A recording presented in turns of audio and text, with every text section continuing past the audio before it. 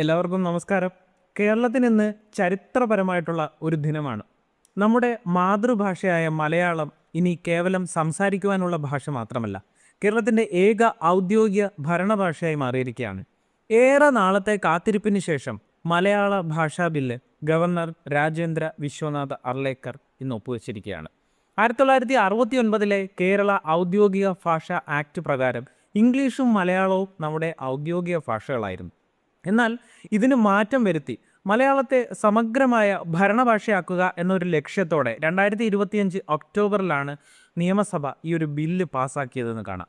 മുൻപ് UDF സർക്കാരിൻ്റെ കാലത്ത് കൊണ്ടുവന്ന ഇതുപോലെ സമാനമായിട്ടുള്ള മറ്റൊരു ബില്ലിന് രാഷ്ട്രപതിയുടെ അംഗീകാരമൊന്നും അന്ന് ലഭിച്ചിട്ടുണ്ടായിരുന്നില്ല.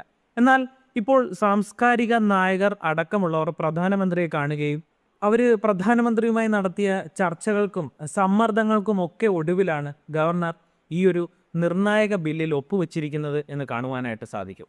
ഈ നിയമം പ്രാബല്യത്തിൽ വരുന്നതോടെ വരുന്ന പ്രധാനപ്പെട്ട മാറ്റങ്ങൾ എന്തൊക്കെയാണ് എന്നുകൂടി നമുക്കൊന്ന് മനസ്സിലാക്കാം. 1 മുതൽ 10 വരെയുള്ള ക്ലാസ്സുകളിൽ മലയാള പഠനം നിർബന്ധമാക്കുമെന്നതാണ്. CBSE, ICSE സ്കൂളുകൾക്കൊക്കെ ഇത് ബാധകമായിരിക്കുമെന്നുള്ളതാണ്. സർക്കാരിൻ്റെ ഉത്തരവുകൾ, ഔദ്യോഗികമായിട്ടുള്ള കത്തിടപാടുകൾ, അങ്ങനെയുള്ള കാര്യങ്ങൾ പൂർണ്ണമായും മലയാളത്തിലാക്കും. അർദ്ധ സർക്കാർ പൊതുമേഖലാ സ്ഥാപനങ്ങൾക്കെല്ലാം ഈ ഒരു കാര്യം ബാധകവുമാണ്. കീഴ്ക്കോടതികളിലെ നടപടികളും ഉത്തരവുകളുമെല്ലാം മലയാളത്തിലേക്ക് മാറുമെന്നതും ഒരു പ്രത്യേകതയായി കാണാം. കൂടുതൽ PSC പരീക്ഷകൾ മലയാളത്തിൽ നടത്തുന്നതിന് വേണ്ടിയിട്ട് ഈ ഒരു നിയമം വഴിയൊരുക്കുമെന്നത് മറ്റൊരു പ്രത്യേകത. മലയാളം പഠന ഭാഷയാക്കിയവർക്ക് പ്രൊഫഷണൽ കോഴ്സുകളിൽ പ്രത്യേക പരിഗണനയോ അല്ലെങ്കിൽ സംവരണമോ നൽകുന്നതിനുള്ള നിർദ്ദേശങ്ങളൊക്കെ ഈ ബില്ലിൽ അടങ്ങിയിട്ടുണ്ട് എന്നാണ് അറിയാൻ സാധിക്കുന്നത്.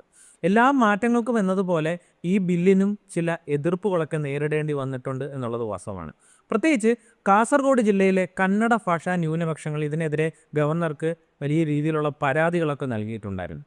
എന്നാൽ ഭാഷാ ന്യൂനപക്ഷങ്ങളുടെ അവകാശങ്ങളൊക്കെ സംരക്ഷിച്ചു കൊണ്ട് തന്നെ മലയാളത്തെ ഉയർത്തിക്കൊണ്ടുവരുവാനാണ് സർക്കാർ ലക്ഷ്യമിടുന്നത് എന്നാണ് ഇതിലൂടെ അവർ പറയുന്നത്. നമ്മുടെ ഭാഷ നമ്മുടെ അടയാളമാണ്.